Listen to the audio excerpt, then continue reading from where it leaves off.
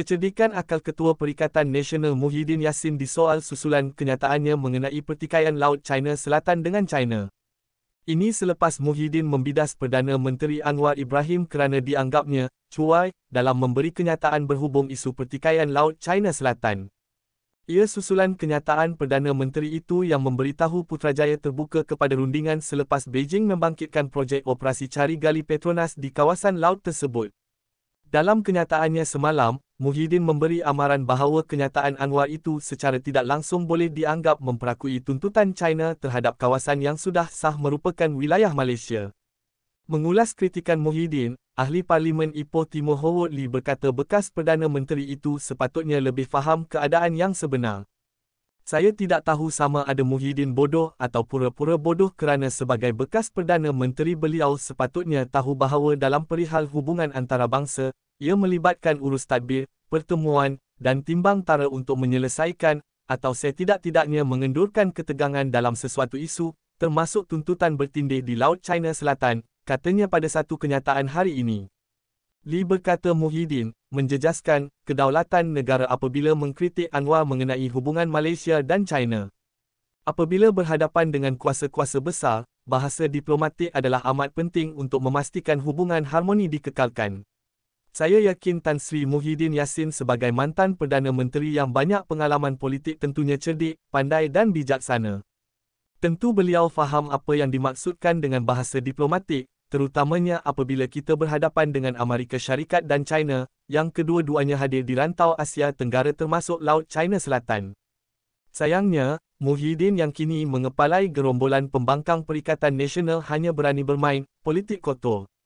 Demi secebis undi, beliau telah memperjudikan keselamatan negara, memalukan nama baik Malaysia, melakukan sabotaj ke atas hubungan dua hala antara negara kita dan China, serta menjejaskan usaha ASEAN untuk mengekalkan keamanan rantau ini, kata Lee.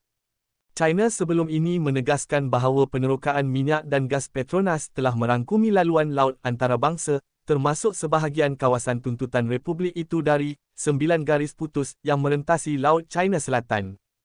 Mahkamah Timbang Tara Tetap di The Hague memutuskan pada 2016 bahawa penetapan sempadan 9 garis putus itu dibuat tanpa asas undang-undang.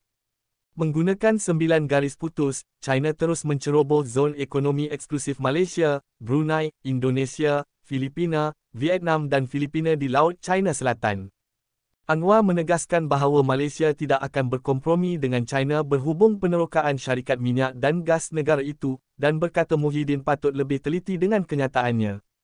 Sementara itu, Lee turut menyoal mengapa Muhyiddin tidak mengkritik dirinya sedangkan sebagai Perdana Menteri pada 2022, apabila Menteri Luar dari Bersatu pimpinannya telah bersetuju dengan perjanjian pembangunan bersama di Laut China Selatan.